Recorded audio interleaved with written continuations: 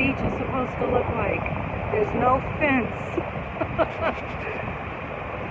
There's no fence here in Evanston. Which beach is this? This is what it's supposed to look like.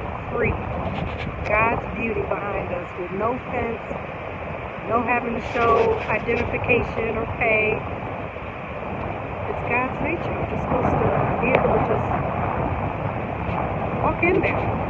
It's beautiful and enjoy His beauty. Too good to be true. The fence is up at the street beach.